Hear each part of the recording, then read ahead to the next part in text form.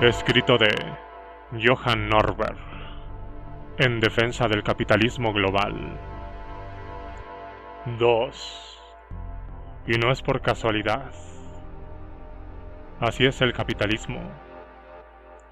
La creciente prosperidad del planeta no es un milagro ni un prodigio, ni se puede explicar mediante uno de esos conceptos misteriosos que solemos aplicar a países que han tenido éxito en el plano económico y social. No hay escuela que se construya, ni ingresos que lluevan del cielo por pura casualidad.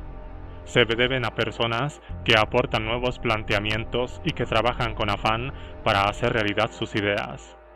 Pero esto es algo que ocurre en todas partes. No hay ninguna causa genética que explique que determinadas personas en determinados lugares y en épocas sean más inteligentes o capaces que otras. La diferencia fundamental es la existencia de un entorno que permita y estimule las ideas y el esfuerzo o, por el contrario, que ponga obstáculos en el camino y trate de apropiarse del trabajo de otros para fines específicos. Dependerá de si la gente puede actuar con libertad y se le concede la oportunidad de ensayar distintas soluciones, de que puedan o no acumular bienes, invertir a largo plazo, cerrar acuerdos y comerciar con otras personas. Resumiendo, dependerá de si viven o no dentro de un sistema capitalista. En el mundo desarrollado hemos contado con alguna modalidad de capitalismo durante un par de siglos.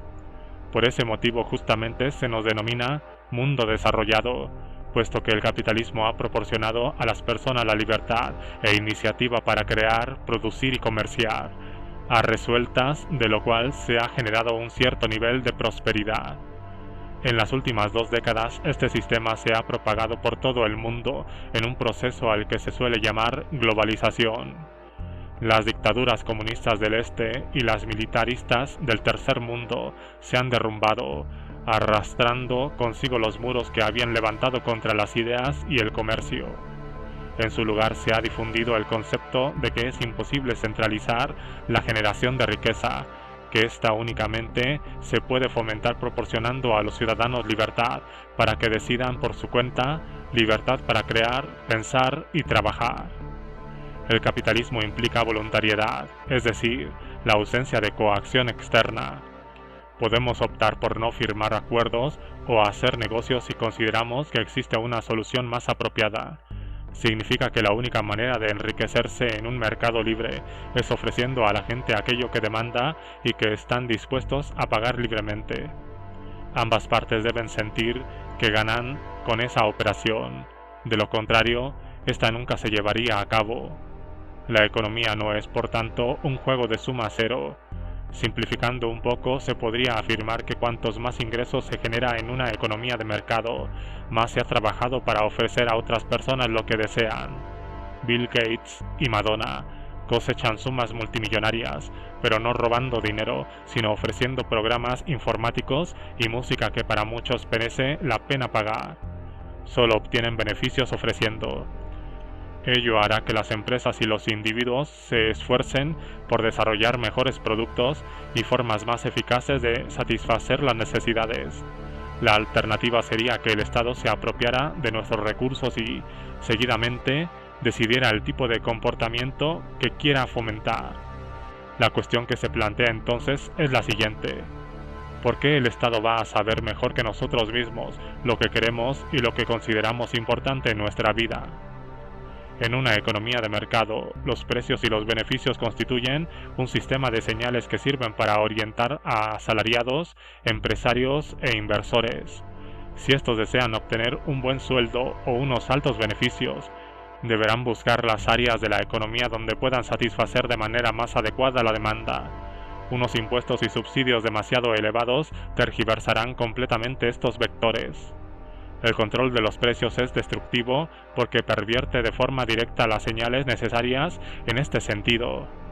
Si el Estado fija un precio máximo, es decir, regula un precio inferior al establecido por el mercado, por ejemplo, para el alquiler de viviendas en el centro de Madrid, la oferta disminuirá porque la gente querrá mantener los apartamentos arrendados aunque no los necesite en ese momento y las empresas constructoras dejarán de edificar. Ello resultará en una escasez de vivienda. Si, por el contrario, el Estado determina un precio mínimo, o sea, un precio superior al que hubiera establecido el mercado, ello desembocará en una oferta excesiva. Cuando la Unión Europea paga por los productos alimentarios más que el mercado, el efecto resultante es que se dedicará a la agricultura más personas de las necesarias, trayendo consigo un excedente de producción, que se volcará en los países en vías de desarrollo. Otro de los principios del capitalismo consiste en que las personas pueden conservar los recursos generados e ingresados. Si tú te esfuerzas para invertir a largo plazo y viene otra persona y se apodera de la mayor parte de tus beneficios, lo más probable es que dejes de invertir. La protección de la propiedad privada es uno de los elementos fundamentales de una economía capitalista. No solo garantiza a la persona el derecho a obtener el fruto de su trabajo, sino también la libertad a la hora de emplear sus recursos, sin necesidad de pedir permiso a la autoridad correspondiente. El capitalismo deja a las personas que ensayen sus propias fórmulas. Esto no quiere decir que alguien que opere dentro de una economía de mercado necesariamente sea más inteligente que un burócrata, sino que la persona en cuestión mantiene un contacto directo con el mercado y cuenta con información de primera mano sobre la oferta y la demanda a través de la evolución de los precios. Un agente centralizador jamás podrá acumular toda esa información en todos los ámbitos, ni cuenta con la misma capacidad para ajustarse a ella. Además, aunque un individuo activo dentro de un mercado abierto no sea más inteligente que un burócrata, seguro que 1.000.000 sí que lo son. Por lo general, 1.000.000 de ensayos diferentes son más acertados que una única solución centralizada. Si el Estado decide que todos los recursos sean invertidos en un tipo determinado de agricultura colectivizada y su método fracasa, ello afectará económicamente al conjunto de la sociedad y, en el peor de los casos, provocará una hambruna. Si un grupo de personas apuesta por un tipo de método agrícola, por ejemplo, a través de una empresa, los eventuales efectos negativos en caso de descalabro quedarán restringidos a ellos. La sociedad precisa de este tipo de experimentos y soluciones novedosas para poder evolucionar, al tiempo que se han de limitar los riesgos para que no se venga abajo toda la estructura social en caso de fracasar unos pocos. Por lo tanto, las decisiones y obligaciones de carácter individual constituyen una solución excelente. Resulta en particular necesaria la responsabilidad propia. Un político o burócrata que maneja sumas multimillonarias para, por ejemplo, realizar inversiones en infraestructuras o unas instalaciones para unos Juegos Olímpicos, no está sujeto a los mismos condicionamientos a la hora de adoptar decisiones razonables que un empresario o inversor. El político no tendrá que pagar de su propio bolsillo si las cosas se tuercen y los costes superan los ingresos. Cuando las personas gozan del derecho de propiedad, actúan con visión de futuro, puesto que saben que podrán recoger los frutos de su esfuerzo. Ese es el núcleo de toda economía capitalista, guardar parte del valor del que se dispone hoy en día para poder generar más en el futuro. Se trata del mismo proceso que cuando dedicamos parte de nuestro tiempo y energía a obtener una buena formación, la cual, a largo plazo, nos rendirá un beneficio superior, capital humano.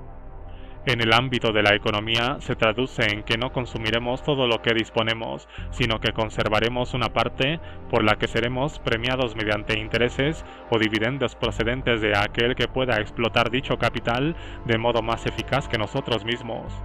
Este ahorro e inversión es lo que lleva a la economía a cotas cada vez más elevadas. También sirven para financiar nueva maquinaria y modelos organizativos que contribuyen a incrementar la productividad de la mano de obra. La organización es un factor importante, dado que a través de la colaboración voluntaria se puede producir más que individualmente.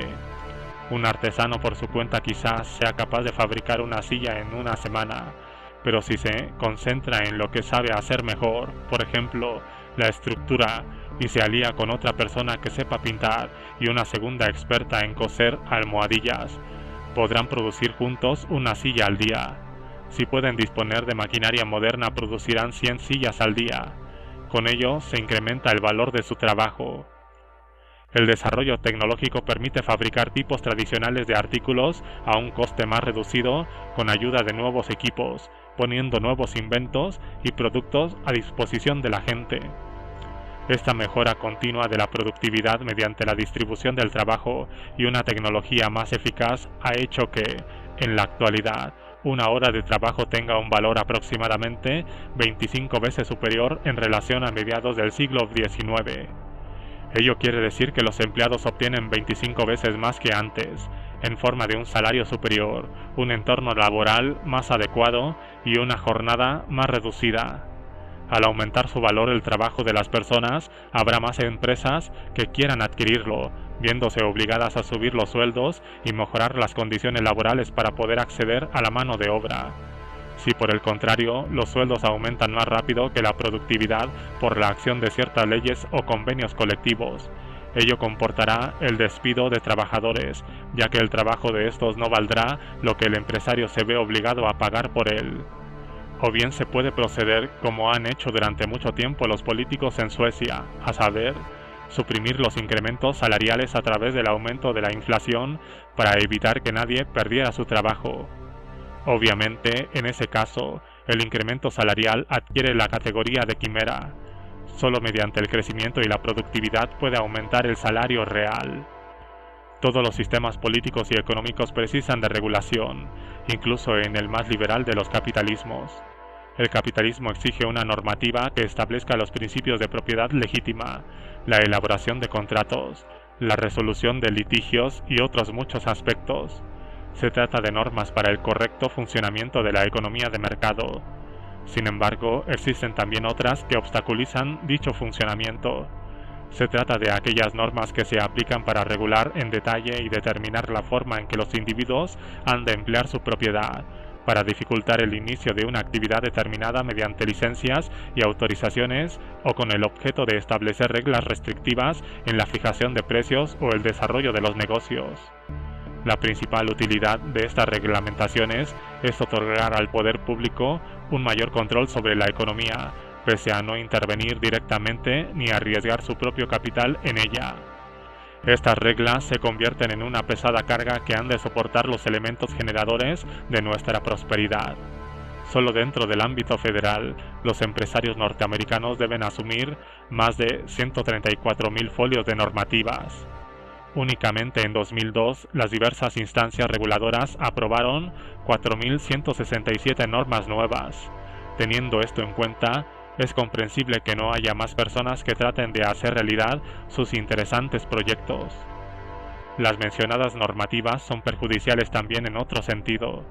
Las trabas impuestas a las actividades necesarias de las empresas hacen que éstas dediquen buena parte de su tiempo a tratar de burlar dichas reglas, un tiempo que podrían haber destinado a agilizar la producción. Si resulta demasiado complicado, se operará al margen de la legalidad, con lo cual se renuncia a la protección jurídica en las restricciones. Numerosas empresas destinarán recursos para presionar a los políticos a fin de que adapten las normas a sus necesidades respectivas, medios que podrían haberse empleado en inversiones.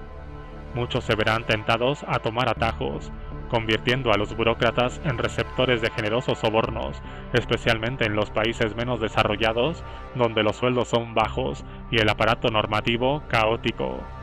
La forma más habitual de corromper un país es introduciendo autorizaciones y controles obligatorios para producir, importar, exportar e invertir. Hace más de 2 milenios y medio ya afirmó el filósofo chino Lao Tse que cuantas más leyes se promulgan, mayor será el número de ladrones y bandidos. Para conseguir normas honestas y funcionarios insobornables, el medio más efectivo es una amplia desregulación. En opinión de Amartya Sen, solo la lucha contra la corrupción ya es motivo suficiente para que los países en vías de desarrollo desregulen sus economías, aunque ello no conllevará beneficios económicos adicionales. La bendición del crecimiento. Todas las experiencias evidencian que es en los sistemas liberales donde se genera la prosperidad y se cimenta el desarrollo. La política y la economía no son en absoluto ciencias exactas. No podemos llevar a cabo experimentos de laboratorio para determinar qué sistemas ofrecen mejores resultados y cuáles no. Pero, sin lugar a dudas, no hay ningún fenómeno social que podamos estudiar tan de cerca en este sentido como, precisamente, el capitalismo. Existe una serie de ejemplos en los que una población parecida con condicionamientos similares, que comparten un mismo idioma y normas, es expuesta a dos sistemas diferentes, una economía de mercado y otra planificada y centralizada. Uno de ellos es Alemania, tras su división en una zona occidental capitalista y otra oriental comunista. En la parte oeste se produjo un milagro económico, teniendo esta finalmente que soportar todo el coste de la reunificación con la desvencijada Alemania Oriental, pese a ser dicho país el más desarrollado de entre todos sus hermanos del este europeo. Otro tanto ha ocurrido con la Corea del Sur capitalista y la Corea del Norte comunista. El Sur fue uno de los tigres asiáticos que convenció al mundo de que los países en vías de desarrollo realmente podían progresar. En los años 60 tenían un nivel de vida inferior a Angola, mientras que en la actualidad disfrutan de un desarrollo a la altura de cualquier país de Europa occidental, con una economía que es la 13ª potencia del mundo. La economía de Corea del Norte, por el contrario, se ha derrumbado estrepitosamente y el país sufre de hambrunas masivas. También podemos apreciar la diferencia entre Taiwán, que, con su economía de mercado, ha sido escenario de una de las transformaciones económicas más rápidas de la historia, y la China continental comunista, que ha padecido hambres y miserias hasta que consideró oportuno iniciar su apertura comercial. Hallamos este vínculo en todo el globo. Cuanto mayor sea el grado de liberalismo económico imperante en un país, mayores opciones tendrá dicho país de alcanzar una cuota más elevada de prosperidad, un crecimiento más rápido y un mayor nivel y esperanza de vida entre sus habitantes. En los países económicamente más liberales, la población es casi 10 veces más rica que en los menos liberales y tiene una expectativa de vida superior en más de 20 años. El progreso económico de los últimos 2 siglos es un fenómeno sin precedentes antes del triunfo de la economía de mercado en el siglo XIX. A lo largo de la historia, lo habitual ha sido que el ser humano sufriera una situación cercana a la indigencia, con solo lo suficiente para sobrevivir. Durante la Edad Media, los europeos padecían a menudo de desnutrición crónica y llevaban para trabajar sus únicas prendas en casas tan llenas de mugre e insectos que un historiador ha llegado a escribir sobre estas lo siguiente: lo único que puede decirse a favor desde el punto de vista higiénico es que ardían con extrema facilidad. Después del siglo XVI, en una época en que, lentamente y a pequeña escala, se iniciaron intercambios comerciales entre diferentes partes del mundo, encontramos ejemplos de expansión económica, si bien muy marginal. En el siglo XVIII, el nivel de pobreza era parecido en los diversos continentes. Según estimaciones no muy fiables, Europa era únicamente un 20% más rica que el resto de continentes. Hace unos 180 años, en torno a 1820, el continente europeo empezó a despegar gracias a la revolución industrial. No obstante, la penuria económica siguió siendo manifiesta. En los países europeos más opulentos, la renta per cápita se situaba en 1.000 a 1.500 dólares, es decir, aproximadamente al mismo nivel que tienen hoy Bolivia o Kazajistán. Ni aun distribuyendo equitativamente todos los ingresos hubiera bastado entonces más que para una existencia en la más profunda de las miserias, sin agua potable, solo con alimentos para sobrellevar el día y poco más de una prenda de vestir. La práctica mayoría de la población mundial vivía en una pobreza absoluta. Se trata de niveles carenciales difíciles de encontrar hoy día en ningún rincón del planeta. Solo los países más deprimidos, tales como Mali, Zambia y Nigeria, se aproximan. En los 200 años posteriores, la renta per cápita se ha multiplicado en todo el mundo. En los pocos más de 300 años que separan 1500 de 1820, se calcula que el crecimiento global fue de solo una 13ª parte en relación a lo que el mundo ha progresado a partir de entonces. En Europa, el nivel de ingresos se ha multiplicado por más de 10. Durante el último medio siglo, Asia también se ha puesto las pilas y, dado que el camino que lleva a la prosperidad ya era conocido, lo ha podido recorrer a una velocidad aún más rápida. En la actualidad, el nivel de vida en Japón es 8 veces superior que en 1950 y en China 6 veces más alto. Un mayor volumen de inversiones y el afán por hallar soluciones mejores y más eficaces a problemas antiguos nos han llevado a producir más y, con ello, a un mayor crecimiento.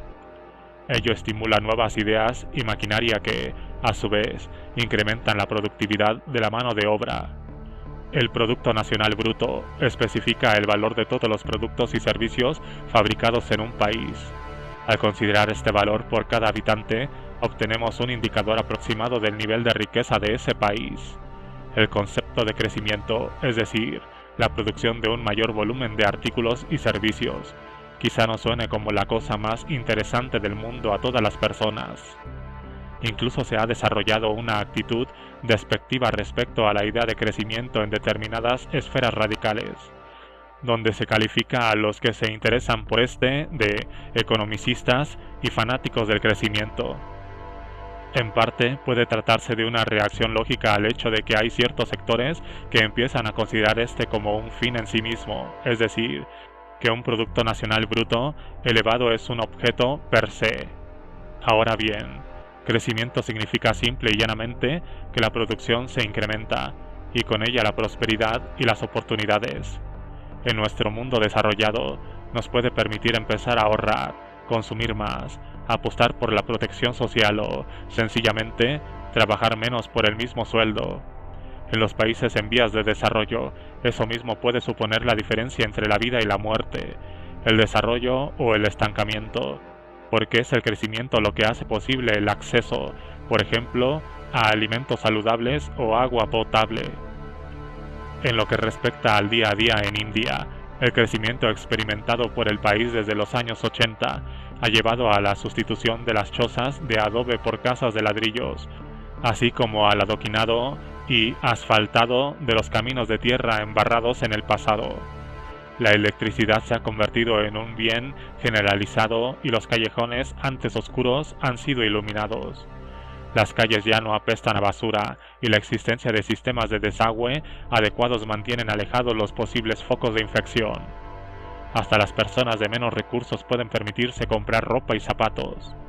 El ejemplo más claro de lo que conlleva el crecimiento es que la mujer india ya no necesita lavarse constantemente la mitad de su traje tradicional o sarí, lo cual se veía obligada a hacer antes porque, al solo contar con uno, la otra mitad la llevaba puesta. El crecimiento también aporta a los individuos posibilidades y poder de decisión. Le permite, por ejemplo, al ciudadano indio medio optar por dirigirse a un banco y no tener que recurrir al usurero local para empeñarse de por vida. Hace posible buscar trabajo en diferentes sitios y empresas, con lo cual los más pobres pueden librarse del yugo impuesto por el terrateniente de la aldea, tradicional señor de sus destinos. Aunque India haya contado y cuente con elecciones democráticas, ello no serviría de mucho si las personas de menos recursos fueran totalmente dependientes de la voluntad de la élite local, ya que se verían obligados a votar conforme a las exigencias de dicha camarilla. Los padres de las zonas más pobres del mundo no ponen a sus hijos a trabajar porque les divierta, sino porque precisan de esos ingresos para poder mantener a la familia. El crecimiento económico mejora su nivel de renta e incrementa la productividad de la enseñanza, lo que posibilita mandar a los hijos a la escuela y no a las labores del campo. También amplía las oportunidades de los individuos dentro de la propia familia. Una ley contra la violencia doméstica puede resultar totalmente inefectiva si la mujer depende económicamente del esposo para su supervivencia, puesto que la disuadirá a la hora de denunciarlo o abandonarlo. Al expandirse la economía y aumentar la producción, las mujeres tienen más opciones de conseguir un trabajo fuera del hogar, atenuando así su dependencia de la voluntad del marido. En la época de mi madre, las mujeres tenían que aceptar y aguantar. Yo me negaba a ello. Quería actuar con voz propia.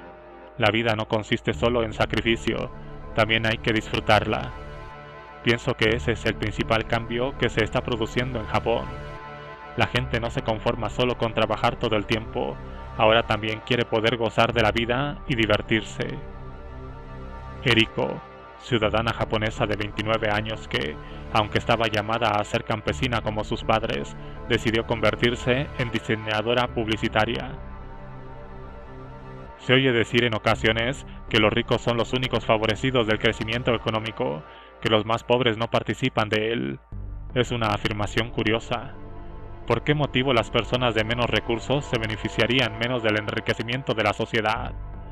Dos economistas del Banco Mundial, David Dollar y Ayard Cray, han estudiado estadísticas sobre las rentas en 80 países a lo largo de 40 años para comprobar si esto era realmente cierto. Su análisis demuestra que el crecimiento favorece a los pobres en igual medida que a los ricos. Con un crecimiento del 1%, las personas de bajos recursos mejoran sus ingresos una media de un 1%. Si el crecimiento es del 10%, los más pobres aumentan su renta en un 10% de media. No en todas partes ni siempre, ya que hay excepciones y variaciones, pero sí como norma general. Este resultado coincide con una larga ristra de estudios, resultado muy difícil encontrar otros trabajos que apunten en la dirección contraria. Ello significa que el remedio más eficaz contra la pobreza es el crecimiento. Algunos economistas lo achacan a un fenómeno de filtración, trickle down, es decir, unas personas determinadas se hacen ricas primero y, después, parte de esa prosperidad se filtra hasta las capas más desfavorecidas, cuando los elementos más acaudalados solicitan productos y servicios de estas. Dicha tesis invoca en cierta manera la imagen de que el pobre solo recibe las migajas de la mesa del rico, pero es una concepción totalmente errónea del efecto real que origina el crecimiento. Lo que ocurre es precisamente lo contrario, a saber, que los colectivos más empobrecidos participan aproximadamente en un mismo grado y ritmo de los frutos del crecimiento que los pudientes. Resultan beneficiados inmediatamente al revalorizarse su mano de obra y al reducirse el coste de los bienes que adquieren en relación a sus ingresos. No hay ningún país que haya conseguido recortar sus niveles de pobreza sin un crecimiento continuo, ni tampoco a la inversa, es decir, un país que haya disfrutado de un crecimiento sostenido a largo plazo que no haya revertido positivamente sobre la población de menos recursos. De mayor interés aún es el hecho de que no se haya dado ningún caso de un país que a largo plazo haya crecido con niveles estables sin que haya abierto sus mercados.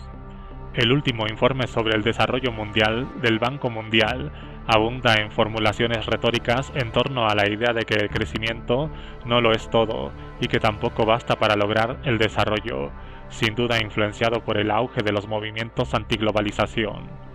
Pero, al mismo tiempo, en las tablas del informe queda de manifiesto que cuanto mayor ha sido el crecimiento económico de un país en los últimos 20 años, más rápido se ha reducido entre él los niveles de pobreza, mortalidad infantil y analfabetismo. En los países situados en el furgón de la cola de la lista del crecimiento, el nivel de pobreza incluso se ha incrementado. Es posible que solo el progreso económico no sea suficiente para el bienestar de todos, pero lo que sí parece obvio es su necesidad. Un crecimiento anual del 3% significa que nuestra economía, nuestro capital y nuestros ingresos se duplican cada 23 años. Si el crecimiento asciende al doble, la duplicación antes mencionada se produce cada 12 años aproximadamente. Se trata de una mejora extraordinaria de las cotas de prosperidad, a la luz de la cual incluso las medidas estatales más firmes para la distribución de la renta se antoja insignificante, y no solo insignificantes, sino hasta temerarias, ya que los elevados impuestos que lo financian pueden poner en peligro el crecimiento, lo cual, a su vez, supondría sacrificar los grandes beneficios a largo plazo para casi todos en favor de beneficios inmediatos para unos pocos. Los factores que más favorecen la economía de una sociedad es el ahorro, la inversión y el trabajo de los ciudadanos. Grabar estos tres elementos con unos impuestos altos es, en palabras de John Stuart Mill, castigar a la gente por haber trabajado y ahorrar más que sus vecinos. Es decir, equivale a sancionar justo aquello que beneficia más a una sociedad.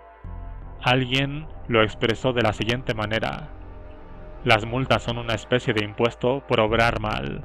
Los impuestos son una especie de multa por obrar bien. Aplicamos un impuesto sobre el alcohol para reducir su consumo, impuestos sobre el tabaco para hacer que la gente fume menos e impuestos ecológicos a fin de reducir las emisiones. ¿Qué pensamos que resultará de tributar por el esfuerzo, el trabajo y el ahorro? Pues que muchas personas no se esforzarán por trabajar, invertir y desarrollar nuevas ideas cuando la mayor parte de los ingresos van a parar al Estado. Desemboca también en que las empresas dedicarán una mayor parte de su tiempo a buscar formas de escapar a la tributación, un tiempo que podrían haber empleado en algo más constructivo. Asimismo implica que la gente invertirá más tiempo en cosas que no son las suyas. El cirujano se quedará en casa para pintar el salón en vez de dedicarse a lo que sabe hacer mejor, salvar vidas humanas. De esa forma evitará desembolsar los impuestos que gravan su oficio y se ahorrará también los impuestos del sueldo del pintor. Por otra parte, en una economía dinámica de mercado existe la movilidad social. Aquellos que son pobres hoy no tienen necesariamente que serlo mañana. En la ausencia de privilegios inamovibles e impuestos gravosos, las posibilidades de mejorar el propio nivel de vida mediante el esfuerzo personal, la educación y el ahorro son muy elevados. El 80% de los millonarios norteamericanos han amasado personalmente su fortuna, es decir, su patrimonio no es heredado. Ciertamente, el 20% de la población de menos recursos en una economía capitalista como la estadounidense solo gana el 3,6% del Producto Nacional Bruto del país, una proporción que no parece ampliarse, pero al estudiar de esta manera estática las desigualdades de renta, olvidamos fácilmente que existe una movilidad continua dentro de los diversos grupos y que dicha movilidad es ascendente, en parte porque los salarios aumentan con la cualificación y los años de ejercicio profesional. Solo el 5,1% de los estadounidenses que pertenecían en 1975 al 20% más pobre de la población seguían siéndolo en 1991. Casi un 30% de ellos habían logrado posicionarse durante ese periodo entre el 20% más rico, y en total un 60% se había colocado entre el 40% más próspero del país. El sector de la población que en 1975 pertenecía al 20% más pobre había incrementado en 1991 sus ingresos anuales, que en 1997 se situaban en el equivalente a $1,263, nada menos que en $27,745, lo cual supone un aumento en términos absolutos de más de 6 veces el logrado por el 20% más opulento. Por consiguiente, el remedio más efectivo contra la indigencia es la posibilidad de actuar por sí mismo para salir de esa situación.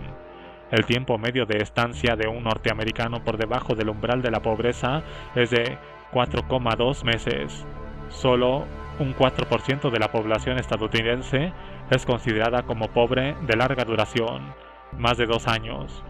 Simultáneamente, al segmento del 20% más deprimido se incorporan nuevos individuos, principalmente estudiantes e inmigrantes sin recursos, que podrán subir rápidamente en la escala de la prosperidad. ¿Libertad o igualdad? ¿Y por qué elegir? Muchos piensan que la liberalización y el crecimiento económico conlleva la acentuación de las desigualdades sociales. Una vez más quisiera resaltar que esa no es la cuestión fundamental. Si lo que deseamos es mejorar nuestro nivel de vida, lo importante es en qué condiciones vivimos, no nuestro grado de bienestar en comparación con el de los demás. Lo esencial es que la mayor cantidad de gente posible mejore su situación, no teniendo por qué ser negativo el mero hecho de que a unos les vaya mejor que a otros. Ahora bien, existen varios motivos que hacen deseable la igualdad. Uno de ellos es que puede considerarse positivo que la situación de partida de la gente en la vida no sea tremendamente desigual con respecto a las de otros. Es importante que todo el mundo disponga de las mismas oportunidades, pero no hasta el punto, por ejemplo, de recortar las opciones del colectivo en pos de una máxima paridad. En cualquier caso, es lo suficientemente importante como para considerar como un problema una sociedad radicalmente desigual. Por lo tanto, resulta esencial analizar esta objeción. Otra de las causas consistentes en que de hecho la igualdad estimula el crecimiento en contra de lo que a menudo se cree. Ciertamente en una sociedad en extremo deprimida podría requerirse un cierto grado de desigualdad para que haya personas que puedan empezar a ahorrar e invertir su capital. No obstante, numerosos estudios demuestran que las sociedades más niveladas crecen de media más que las desiguales, en particular si las principales diferencias se localizan en la propiedad de la tierra. Entre las razones que lo explican hay que mencionar que los estados con una mayor igualdad social normalmente son más estables y menos expuestos a las convulsiones políticas. Las diferencias pueden desembocar en conflictos, en reivindicaciones de subidas de impuestos o en una política distributiva más amplia, elementos todos ellos que coartan el crecimiento. Dicho lo cual, uno de los motivos esenciales es que resulta necesario contar con una cantidad determinada de recursos básicos, por ejemplo, tierras en una economía poco desarrollada o formación en una economía moderna, para poder operar de forma eficaz y contribuir al desarrollo social. Es decir, lo fundamental es buscar la igualdad en lo referente a dichos recursos y no, como suele sostenerse en el debate político, una paridad en el ámbito de ingresos y beneficios. Así pues, en un país en vías de desarrollo marcado por injustas estructuras feudales, donde una pequeña élite es la tradicional poseedora de la tierra, lo importante es acometer una reforma agraria a fin de que un mayor número de personas puedan acceder a ella e integrarse en la economía del país. Es primordial que toda la población pueda recibir una buena enseñanza y que disponga de la opción de obtener créditos si cuenta con ideas para desarrollar proyectos empresariales. No se debe discriminar o marginar a nadie, ni tampoco impedir la libre competencia por cuotas de mercado o ingresos mediante licencias, prohibiciones y privilegios. Este tipo de igualdad estimula el dinamismo económico, mientras que la redistribución centralizada de ingresos lo que hace es frenarla, al resultar menos provechoso el hecho de formarse, trabajar o llevar a la práctica nuevos conceptos. Expresado en términos más sencillos, lo importante es la igualdad de oportunidades, no de resultados. Lo esencial es que todos dispongan de un conjunto de posibilidades básicas y que, a partir de ellas, puedan tratar de conseguir distintos resultados, lo que supone dos caras de la misma moneda: la objeción de trabajar y ensayar diferentes alternativas y el derecho a beneficiarse de ello si las cosas van bien. Lograremos así una sociedad que incentiva la movilidad social y que gratifica las iniciativas y los esfuerzos y, por ende, una sociedad más próspera. En definitiva, las diferencias de renta en sí mismas no son las que amenazan el progreso social, sino la discriminación y los privilegios, que son la causa de la desigualdad de las rentas en los estados no democráticos. Para corroborarlo, no hay más que comprobar que la relación entre desigualdad y crecimiento es evidente en los estados no democráticos, pero no es demostrable en los países modernos y libres. Ahora bien, es cierto, como muchos afirman, que lo contrario, es decir, que el crecimiento trae consigo una mayor desigualdad, si es aplicable.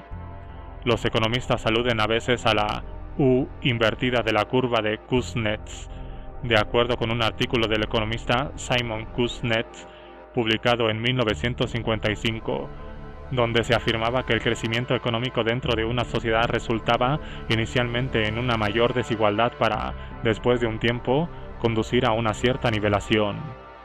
Esta tesis ha sido aceptada por muchos como una verdad incontrovertible, recurriéndose en ocasiones a ella para desacreditar el concepto de crecimiento o, al menos, como argumento para exigir una mayor intervención distributiva por parte del Estado. El propio Kuznets no sacó conclusiones tan drásticas. Al contrario, el autor dejó claro que el artículo se basaba en un 5% de datos empíricos y un 95% de especulación, añadiendo que, mientras se sea consciente de que se fundamenta en abundantes indicios que necesitan ser analizados con más detenimiento y no en un conjunto de conclusiones verificadas, no puede hacer mucho daño. Si seguimos la recomendación de Kuznets y estudiamos lo ocurrido desde los años 50, comprenderemos que su conclusión preliminar no tiene una validez universal. Sin duda es posible que un proceso de crecimiento inicialmente origine una acentuación de las desigualdades, pero no existe ningún vínculo general en este sentido. Hay países que han gozado de un elevado crecimiento donde se ha producido una nivelación de las rentas, como por ejemplo Indonesia, Malasia, Taiwán, Corea del Sur y las Islas Mauricio, mientras que en otros ha provocado una mayor desigualdad de ingresos, como China, Tailandia, Pakistán o Brasil. Igualmente, la situación ha evolucionado de forma distinta en países que han experimentado un crecimiento cero o negativo. Por ejemplo, la diferencia de rentas de disminución en Cuba, Colombia y Marruecos, mientras que se ha incrementado en Kenia, Etiopía y México en los años 80 y en Rusia en los 90. Son otros aspectos los que determinan la distribución de ingresos, como la situación de partida y la política practicada en el país. El Banco Mundial lo resume de la siguiente manera: las estadísticas disponibles nos muestran una relación coherente entre crecimiento y desigualdad. En general, las desigualdades internas de los países no han aumentado ni disminuido en los últimos 30 años. En un estudio elaborado por el economista G.W. Scully sobre el reparto de la renta en 70 países, se evidencia que las rentas están distribuidas más homogéneamente en países con una política liberal, mercados abiertos y una adecuada protección de la propiedad privada. Ello se debe principalmente a que la clase media tiene más recursos y la clase alta menos en las economías libres que en las que no lo son. En las economías más libres, el 20% más rico de la población tiene unos ingresos un 25% inferiores que en las menos libres. La proporción de ingresos que recibe el 20% más pobre dentro de la sociedad no guarda una relación directa con el grado de apertura de su economía, pero sus ingresos reales son considerablemente superiores en las economías liberales. Así pues, y en contra de la concepción popular, un mayor grado de liberalismo económico parece traer consigo una cierta nivelación de las rentas. Sin embargo, ello no dice nada sobre la forma en que los cambios de nivel influyen en esa equiparación. Una posibilidad es que las políticas liberales aceleradas y los cambios de sistema pudieran repercutir negativamente en lo relativo a la igualdad de rentas, pero se trata de una teoría que parece carecer de fundamento. El economista sueco Nicolás Berggren ha estudiado la manera en que un mayor grado de liberalismo económico influye en las desigualdades de renta. En los países que han liberado sus economías desde 1985 se ha producido una nivelación, mientras que en los que han renunciado a ello, las diferencias se han mantenido o acentuado. La aproximación más rápida de rentas ha tenido lugar en países en desarrollo que han reformado sus economías a un ritmo acelerado. Los resultados obtenidos por Berggren apuntan a la existencia de dos aspectos que contribuyen decisivamente a acotar las diferencias dentro de una sociedad: la libertad para comerciar con el extranjero y la libertad de los movimientos internacionales de capital, o sea, las dos reformas más globalizadoras. Es esta una tesis que se ve confirmada si atendemos a una categorización diferente de los países que permite determinar el grado de globalización de estos. A.T. Kearney y Foreign Policy han tratado de establecer un índice de globalización, es decir, una estimación acerca de la intensidad con que los habitantes de un país hacen negocios, invierten, se comunican y viajan más allá de sus fronteras. Los resultados dejan patente que los países más globalizados no son en absoluto más desiguales, sino todo lo contrario. Existe una relación generalizada entre un mayor grado de liberalización e ingresos más nivelados en la mayoría de los países, tanto desarrollados como en vías de desarrollo. Tanto liberales como socialistas suelen afirmar que la libertad individual y la igualdad económica son dos conceptos en conflicto cuando les toca explicar su oposición a uno de estos dos valores tan ampliamente apreciados. Ello puede ser cierto en la medida en que se opte por dar prioridad a uno de ellos a la hora de desarrollar una política, pero no es verdad que sean contradictorios. Muy al contrario, todo indica que la igualdad en un marco de libertad contribuye a la igualdad económica. El derecho de propiedad, la libertad de empresa, el libre comercio y una inflación reducida se traduce en crecimiento y menos desigualdades. El derecho de propiedad por los más desfavorecidos. Estos son resultados sorprendentes para todos aquellos a los que se les ha dicho que el capitalismo es la ideología de los ricos y los privilegiados. La situación es justamente la inversa. El libre mercado es lo opuesto a la sociedad clasista. En una economía de mercado solo se puede mantener una posición económica ventajosa mejorando la producción y ofreciendo artículos y servicios de buena calidad.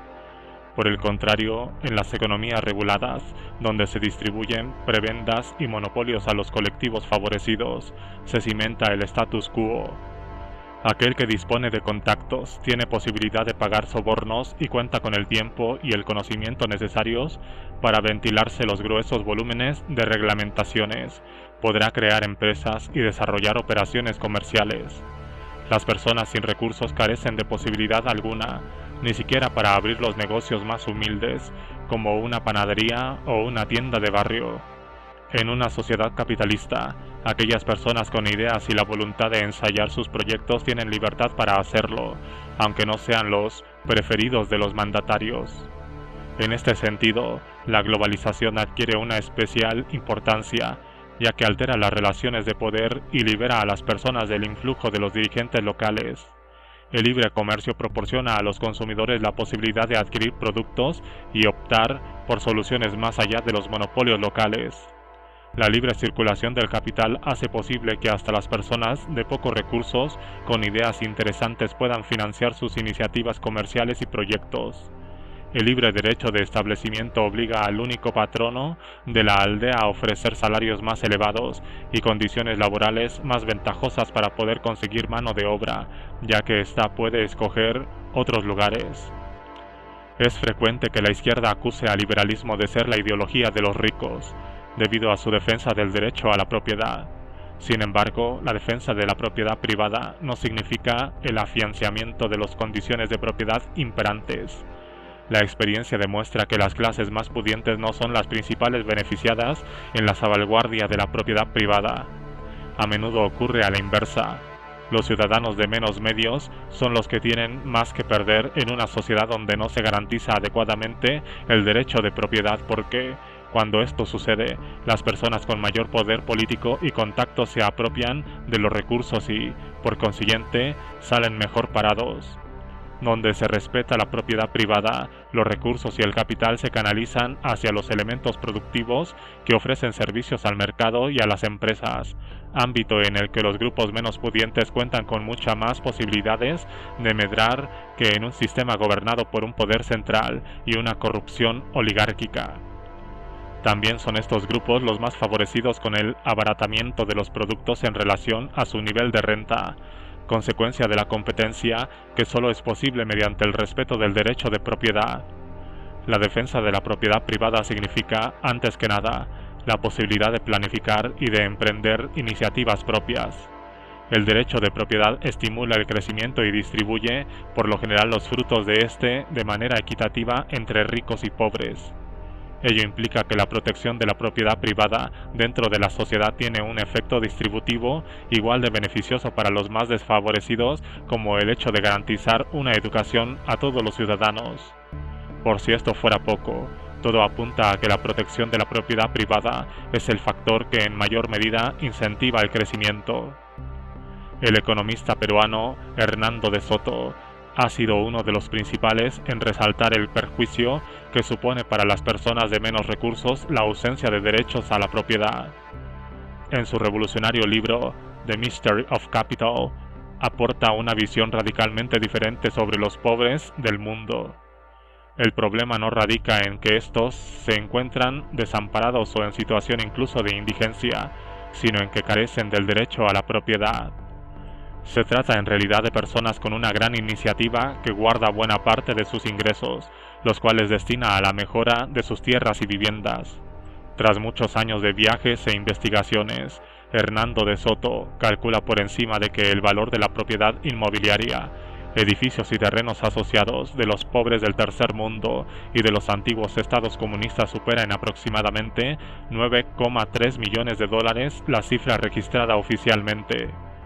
Se trata de una suma colosal, casi similar al valor conjunto de todas las empresas que cotizan en las bolsas de los 20 países más prósperos: Nueva York, Nasdaq, Toronto, Tokio, Londres, Frankfurt, París, Milán y una docena más. El problema es que los estados no lo aceptan como propiedad privada sin antes pasar por tortuosos procesos burocráticos. Los habitantes del tercer mundo ocupan terrenos comunes, construyen sencillas viviendas de barrios de chabolas, que van mejorando progresivamente y establecen pequeñas empresas locales, igual que hacían las clases más pobres en los países de Occidente hace 2 siglos. La diferencia es que hoy, en los países en desarrollo, resulta prácticamente imposible registrar esto como propiedad. De Soto ilustra dicho problema mediante un ambicioso experimento. Junto con un grupo de colegas recorrió el mundo entero para tratar de registrar estos bienes, con resultados nefastos. La adquisición de la propiedad legal de una casa edificada sobre terreno público en Perú exigió 207 trámites administrativos diferentes en 52 dependencias públicas distintas. Algo tan sencillo como conseguir una licencia para conducir taxi o poner en marcha una línea de autobuses privada podía requerir hasta 26 meses de procesos burocráticos. En Haití, la única manera de establecerse en un terreno público era arrendar la tierra con opción de comprar durante 5 años y, seguidamente, ejercer dicho derecho. Pero solo para obtener el permiso de arrendamiento se necesitaban 65 trámites que duraron más de 2 años. El posterior proceso de compra llevó mucho más tiempo.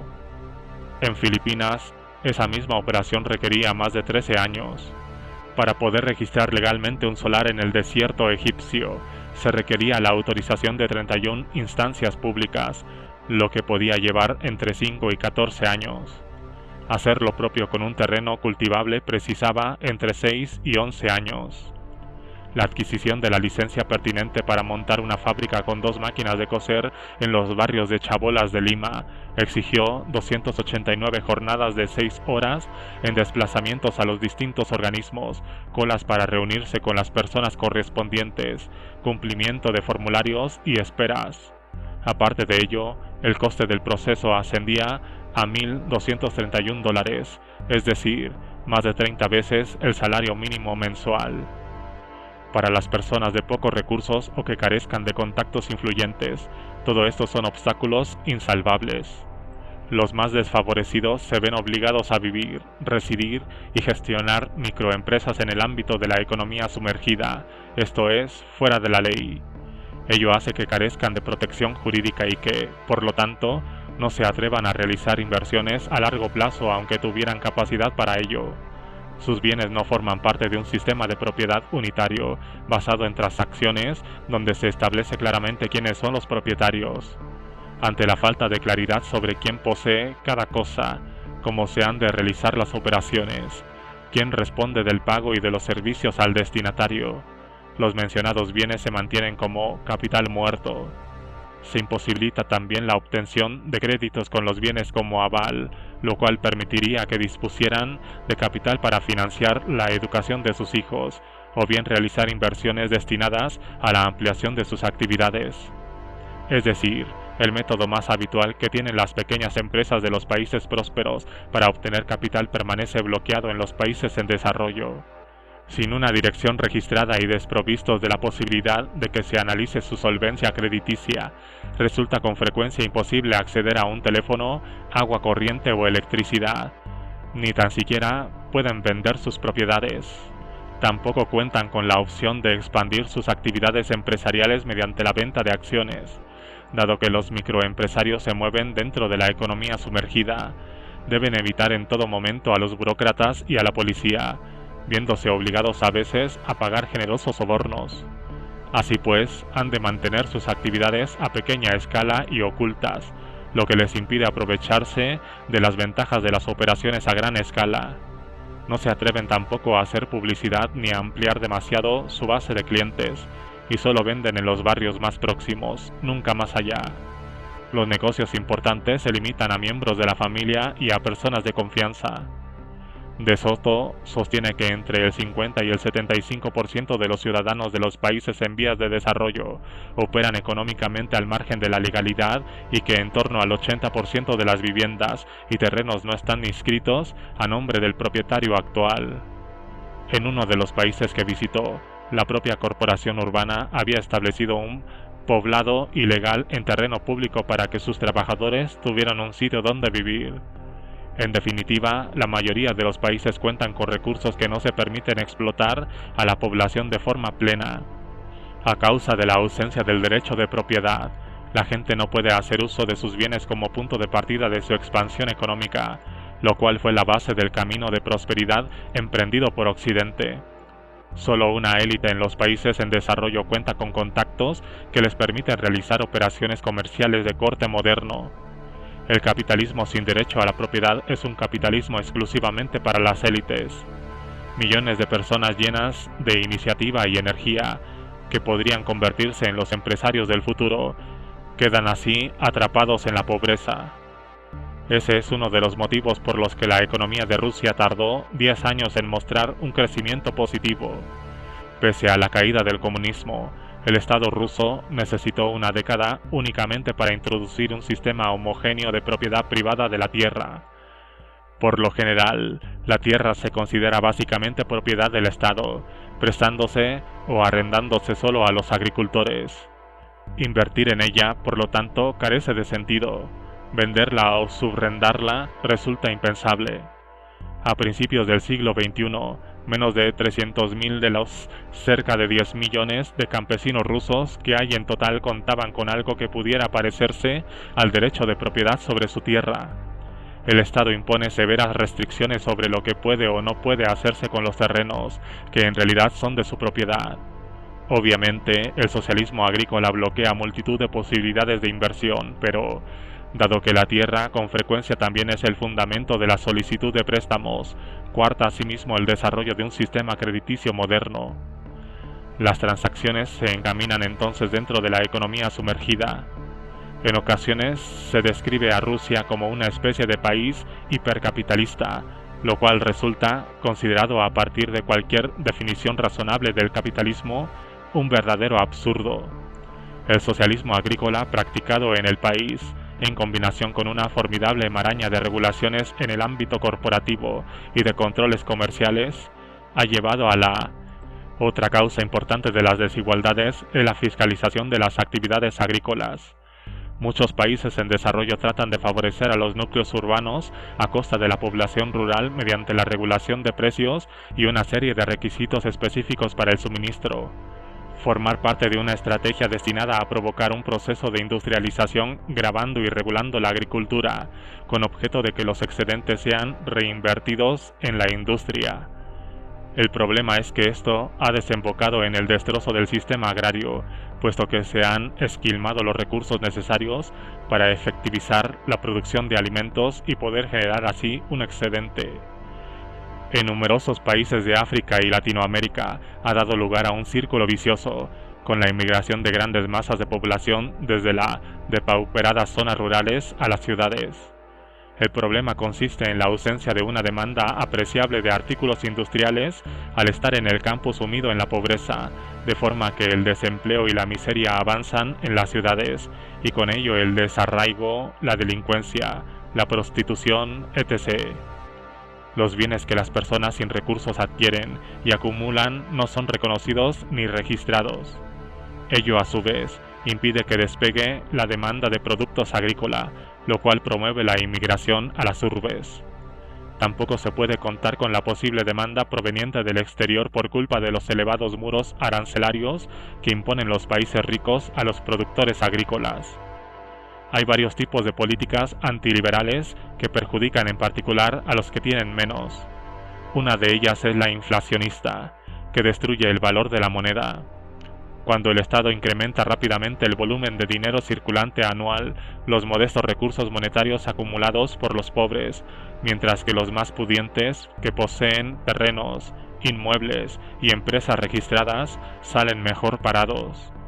La contención de la inflación y, sobre todo, evitar ese tipo de hiperinflación que muchos países del tercer mundo han sufrido, están entre los objetivos más importantes a la hora de proteger a las personas de menos recursos, según indica Dollar y Cray en el informe del Banco Mundial antes citado. Un ejemplo clásico de la hiperinflación se produjo en la década de los años 20 en Alemania, a resultas de la cual se arruinó la clase media del país, haciendo a la población más receptiva a las ideas de Hitler. Un ejemplo extremo del caso contrario lo hallamos en Argentina, donde a finales de 1989 se redujo rápidamente la inflación. En poco más de un año, la proporción de pobres en Buenos Aires y alrededores cayó del 35 al 23%. Otra conclusión a la que apuntan los resultados obtenidos por Dollar y Cray es que el desembolso público no solo daña al crecimiento, sino que perjudica muy en particular a las capas deprimidas de la población. Esta afirmación sonará absurda en los oídos de aquellas personas que piensan que el gasto público equivale a quitar a los ricos para dárselo a los pobres. En realidad, con frecuencia ocurre lo contrario. Especialmente en los países sin recursos y no democráticos, es la élite, los mandatarios, sus familiares y amigos y las grandes empresas las que esquilman el erario público, mientras que la cuenta la tienen que pagar aquellos que carecen de influencia en las estancias de palacio. Ejércitos sobredimensionados acaparan la mejor tajada de los recursos, y los gobernantes prefieren apostar por prestigiosos proyectos en forma de grandiosos aeropuertos, universidades y hospitales metropolitanos en vez de carreteras, escuelas y hospitales provinciales, que es lo que realmente necesita la gente. Además, en los países no democráticos, la sanidad pública y la enseñanza han sido concebidos para los principales grupos de apoyo y los ciudadanos más pudientes. Ello evidencia la falsedad de los postulados de los intelectuales de izquierda en los años 60 y 70 al afirmar que no eran tan importantes que se respetaran las libertades y derechos democráticos en los países en desarrollo, puesto que lo primordial era apostar por una política de progreso. En ausencia de democracia, las grandes capas de la población no pueden beneficiarse de una política de bienestar. Uno de los problemas consiste en que los aparatos estatales ineficaces no saben explotar los recursos económicos de la mejor manera. He oído rumores sobre la existencia de ayuda para los pobres, pero nadie parece saber dónde está, como expresó un humilde indonesio en una conversación. Probablemente el dinero se lo embolsó una cabecilla local.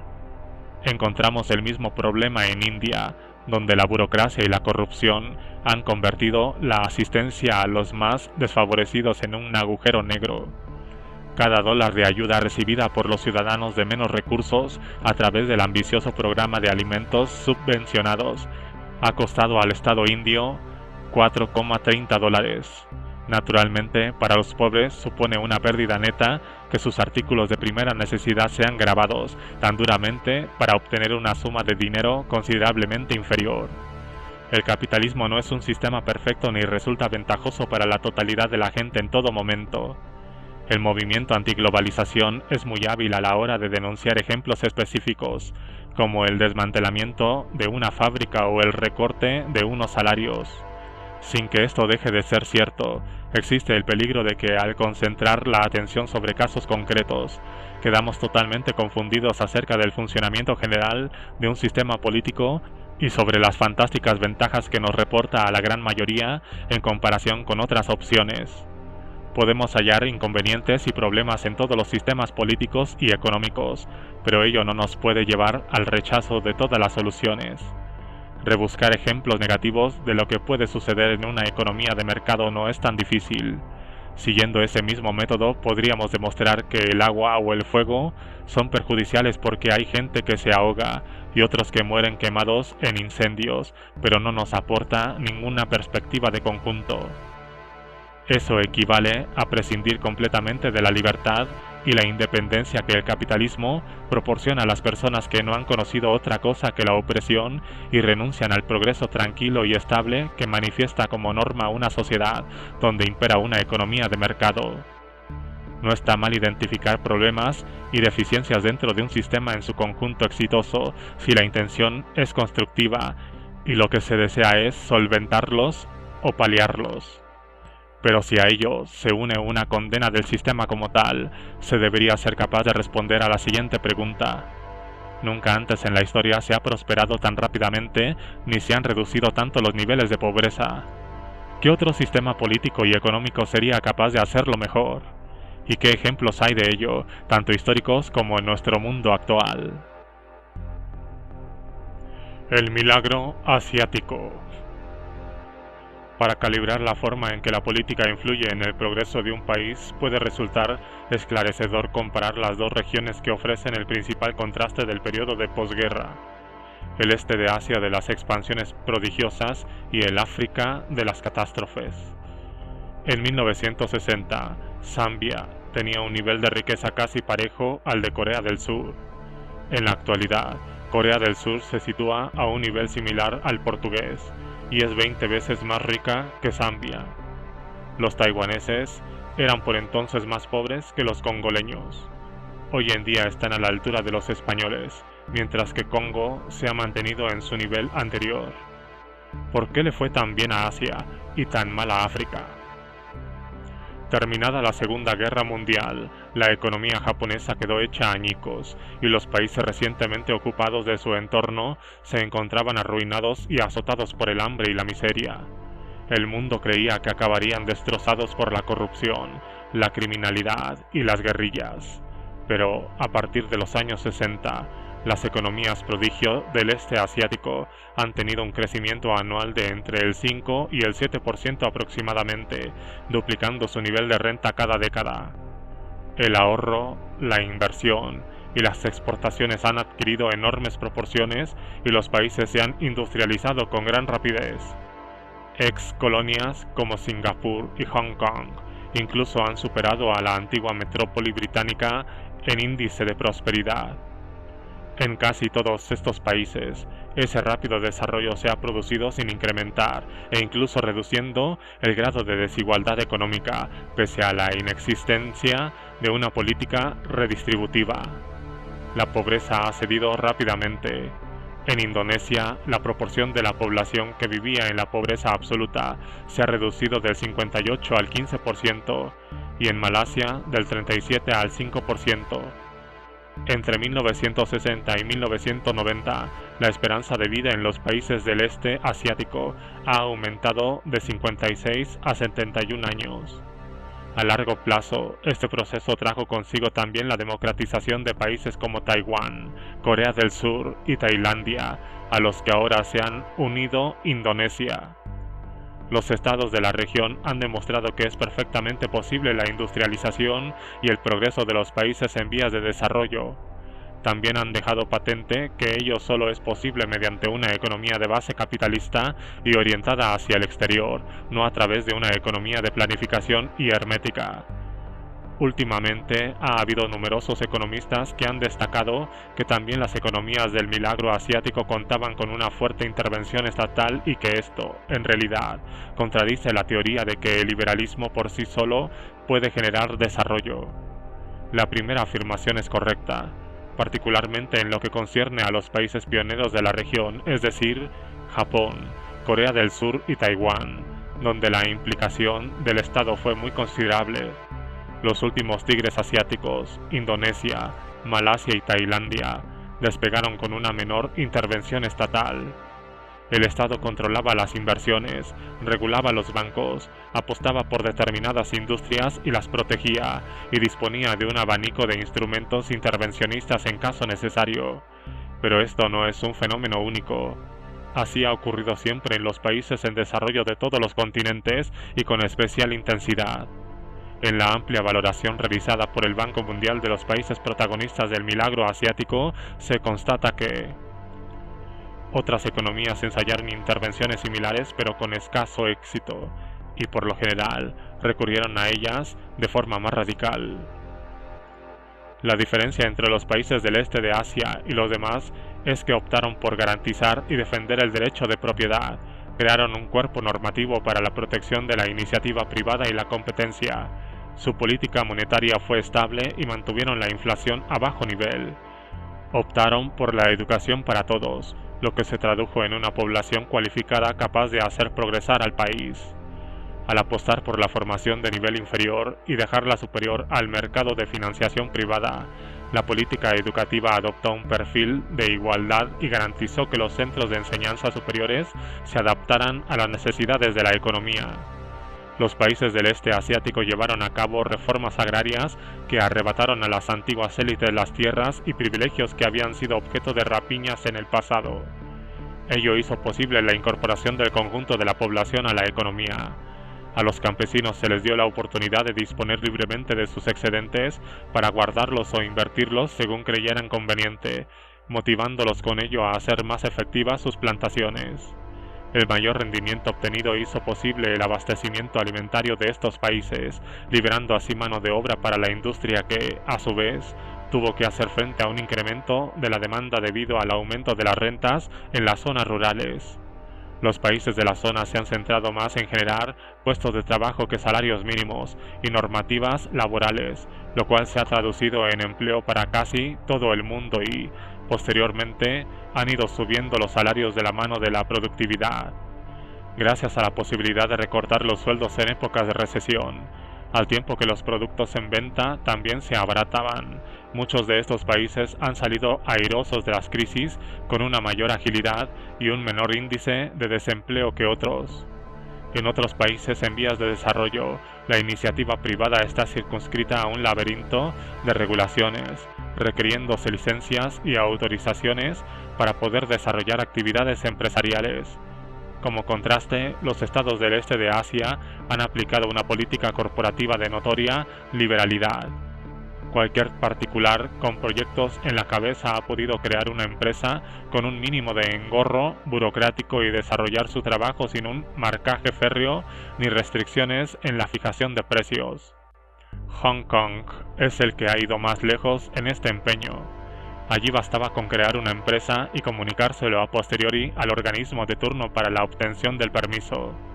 Esto ha resultado de gran importancia, no solo para promover la iniciativa privada, sino como eficaz antídoto contra la corrupción, que a menudo se cebaba a la sombra de la concesión de licencias. Pese a que muchos estados de la región han destinado créditos y subvenciones al sector empresarial, lo han hecho en mucha menor medida que otros países en desarrollo en función de la camarilla de amigos, los intereses específicos y el prestigio de los proyectos. Más bien al contrario, las autoridades públicas han actuado de forma relativamente independiente frente a las esferas de interés, otorgando prioridad al rendimiento y a las demandas del mercado. Los precios imperantes en la economía han sido mucho más condicionados por el mercado que en otros países en desarrollo. No se han aplicado controles de precios, evitándose así la tergiversación del mercado global. Por ese motivo, las inversiones han ido a parar a donde ha habido mayores probabilidades de éxito. El objetivo ha sido apostar por los sectores donde los respectivos países son más efectivos y ventajosos que otros. Muchos de aquellos que exigen la intervención del Estado para el control de las inversiones opinan que se han de bajar el ritmo, mantener las antiguas soluciones y proteger las empresas, justo lo contrario de lo que han hecho los gobiernos asiáticos, para los que resulta determinante que las empresas sean capaces de hacer frente a la competencia internacional.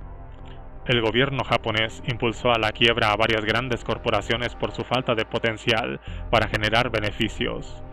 Y Corea del Sur cerró sin sentimentalismos un conjunto de empresas por su incapacidad de competir en un mercado abierto.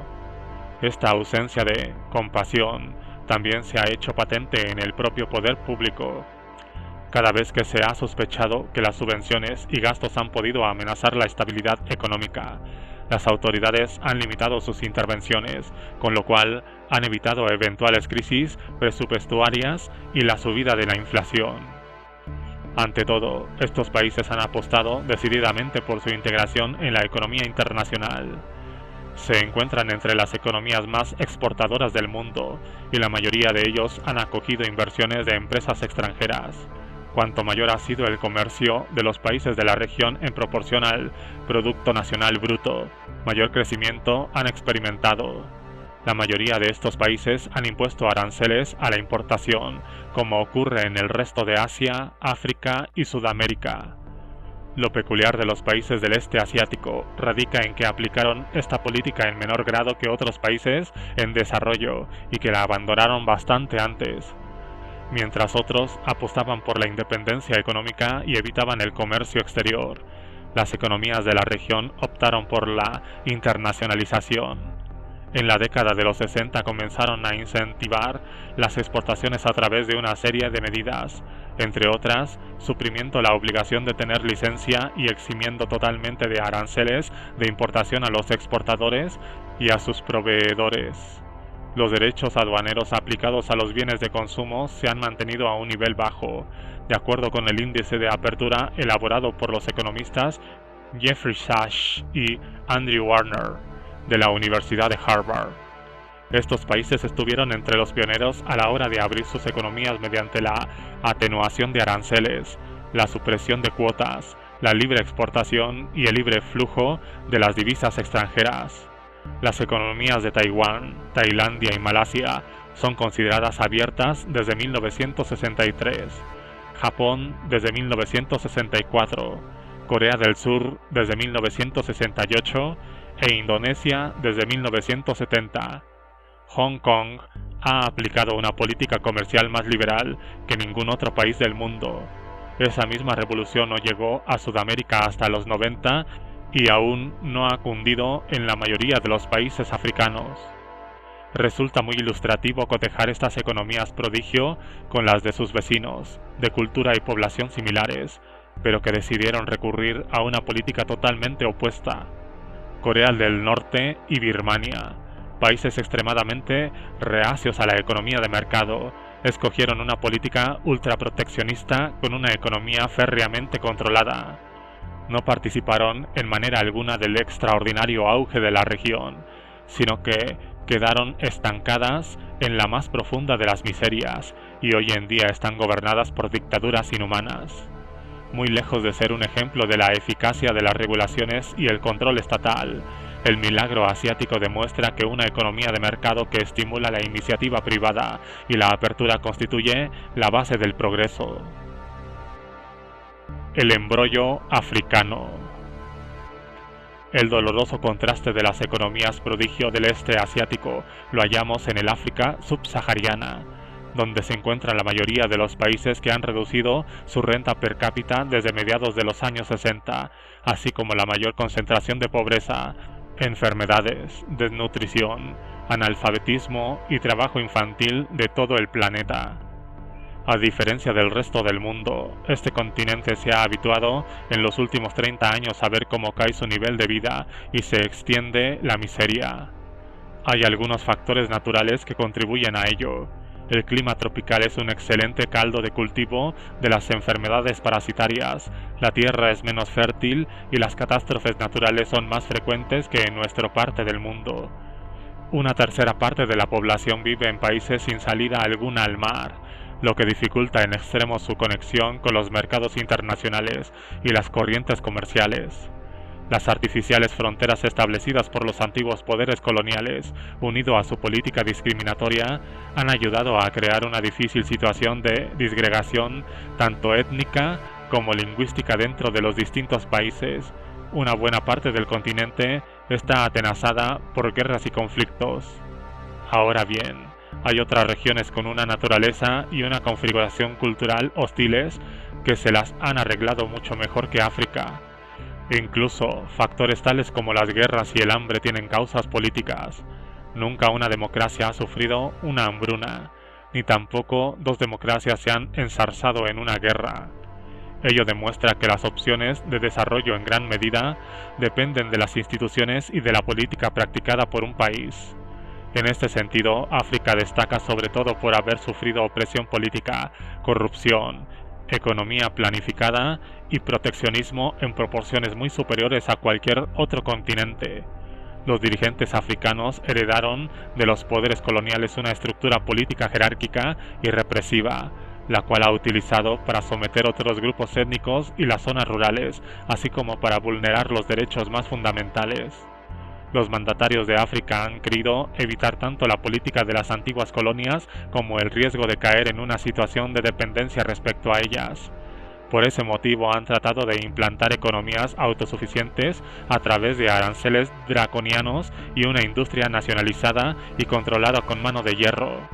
La economía se ha gestionado mediante controles de precios y divisas, con un gasto público que, en ocasiones, se ha disparado más allá de lo imaginable. Las élites urbanas han expoliado sistemáticamente el campo.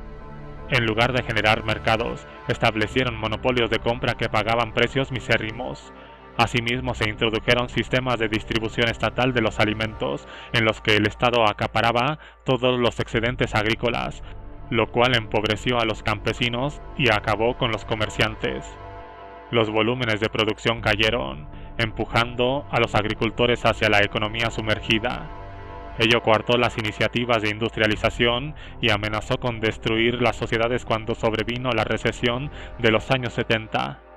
Después de haber tratado de salir de esta crisis a golpe de créditos, muchos de los estados africanos se precipitaban hacia el caos a mediados de los 80. Las estructuras sociales se desintegraron, la población padecía de hambre, no había medicinas y las máquinas se paraban al consumirse las baterías, falta de recambio. Desde entonces hasta ahora se ha detenido la caída libre de estos países, pero aún no han remontado el vuelo. Entre 1990 y 1998, el Producto Nacional Bruto combinado de los países del sur de África se redujo en un 0,6%. No es el desierto ni la sequía las causas del hambre y los padecimientos de este continente, sino los represores políticos que sistemáticamente han aniquilado el potencial de sus países y las opciones de su población. En lugar de la dependencia comercial, estos estados son ahora dependientes de la cooperación internacional. El África subsahariana es la región del mundo que más ayuda internacional ha recibido por habitante de todo el globo.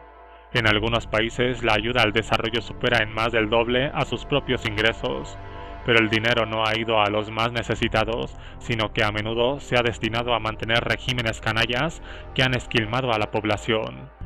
Muchos donantes occidentales alegaban que estos países no estaban listos para la democracia y la implantación de derechos civiles, así que había que apostar por una economía planificada al objeto de reducir su dependencia comercial. Los resultados no se han hecho esperar. Las potenciales fuentes de riqueza han acabado hechas pedazos y África, que en 1960 contaba con un 5% del comercio mundial, hoy apenas tiene el 1%. África ha padecido líderes incombustibles como Mugabe en Zimbabue, Arap Moi en Kenia y Mobutu en Zaire, que se han agarrado al poder con ayuda de la cooperación al desarrollo procedente de Occidente. Alguien ha utilizado el término estados vampiro, es decir, aparatos estatales a los que no les interesa estimular el espíritu empresarial y el crecimiento, cuya única intención es arrogarse los recursos productivos de su país como una especie de poder de ocupación. A menudo, estos líderes y la caterva que los rodea se han apropiado de bienes mediante la expropiación directa y el robo de fondos estatales a una escala gigantesca. Se estima que Mobutu se hizo con una fortuna cerca a los 4.000 millones de dólares mientras su país se desangraba. Aquellos que piensan que jerarquía es sinónimo de eficacia deberían estudiar estos países, caracterizados por unos organismos públicos donde impera el caos. La burocracia ignora con frecuencia los trámites rutinarios, los funcionarios hacen caso omiso de las órdenes procedentes de sus superiores y, no raras veces, actúan a la inversa. Los tribunales casi nunca son imparciales ni protegen el derecho de propiedad ni los contratos. La corrupción está enormemente extendida, paralizando países enteros. Los funcionarios exigen sobornos para poder trabajar y hacer negocios, lo que hace difícil la labor a las empresas e imposible a las personas sin recursos. No son los méritos los que aseguran un puesto en la administración o en el sector empresarial, sino normalmente las relaciones familiares y de amistad. La arbitrariedad y la corrupción han hecho para atrás a las empresas y un buen número de estos países no recibe ni una sola inversión del extranjero. África ha sido marginada, y en esto tienen razón los detractores de la globalización, pero ello se debe a que no han participado en la globalización al ser sometida al socialismo, a gobiernos de gángsters y al proteccionismo. En lo que respecta a la población de África, Casi la única consecuencia de la globalización es que sus mandatarios asisten a conferencias en otros países, como alguien señaló resignadamente. En los últimos años, algunos países de la región han logrado un cierto equilibrio presupuestario, pero son cambios únicamente marginales. Desafiar los fuertes intereses creados, atajar con decisiones la corrupción, reducir el aparato estatal y abrir la economía a la competencia ha demostrado ser bastante más complicado. Solo una escasa mayoría de los países subsaharianos cuenta con regímenes más o menos democráticos en una región con los sistemas económicos menos liberales del mundo. La Heritage Foundation, en su estimación del grado de libertad económica de la zona, ha tenido que renunciar a analizar 4 de los países por culpa de la guerra o de su situación de agitación interna. De los 38 restantes, ninguno de ellos puede ser catalogado como libre desde una perspectiva económica. Solo 5 eran fundamentalmente libres, 32 fundamentalmente no libres y 1 oprimido económicamente. Zimbabue, un tradicional receptor de la ayuda occidental, ha sido protagonista del abandono más rápido y radical de las supuestas maldiciones de la globalización ocurrido nunca antes en el mundo. De la mano del dictador Mugabe, se ha restringido drásticamente el comercio internacional, el gasto público se ha disparado y se han introducido controles de precios. Últimamente, la situación ha degenerado completamente con la expropiación a gran escala de las tierras, la supresión de la libertad de expresión y la campaña de terror dirigida contra la oposición. En apenas 5 años, el país ha perdido más de 1/3 de su riqueza, aumentando en más de 10 puntos el porcentaje de población que vive en la pobreza absoluta. Zimbabue era en el pasado un gran exportador de alimentos, pero en un par de años la producción de cereales se ha derrumbado hasta situarse en 1/3 y el fantasma del hambre amenaza ahora más de 6 millones de personas. Zimbabue es el ejemplo antiglobalizador más extremo, pero comparte numerosos rasgos con otros países africanos. Otro ejemplo es la enorme Nigeria, que, pese a su gran potencial de recursos naturales y tierras cultivables, sigue siendo un país extremadamente pobre por culpa de su economía corrupta y estrictamente regulada. Por recomendación, entre otros, del Fondo Monetario Internacional, se emprendieron en el país reformas estructurales a finales de los años 80. No obstante, la impopularidad de dichas reformas llevó al gobierno nigeriano a abandonar esta política a principios de los años 90. Se volvieron a implantar regulaciones, se desmanteló el mercado crediticio y monetario y se fijaron los tipos de interés, como consecuencia de lo cual aumentó la inflación y el desempleo. Entre 1992 y 1996, la proporción de la población que subsistía en la pobreza absoluta pasó del 43 a un increíble 66%. Nigeria alberga en la actualidad una cuarta parte de la pobreza absoluta del África subsahariana y, pese a su nuevo gobierno democrático, las reformas han avanzado a un paso muy lento. La renta per cápita es ahora inferior a la de hace 30 años, empeorando además sus índices de salud y educación. Los economistas Jeffrey Sachs y Andrew Warner han estudiado el efecto de las diferentes reformas políticas sobre el crecimiento económico en diversos países africanos. A partir de distintos estudios sobre países, han tratado de calcular el crecimiento que el continente en su conjunto hubiera experimentado en caso de haber apostado por la estrategia asiática de mercados abiertos, libertad de la iniciativa privada, protección del derecho de propiedad y un alto nivel de ahorro.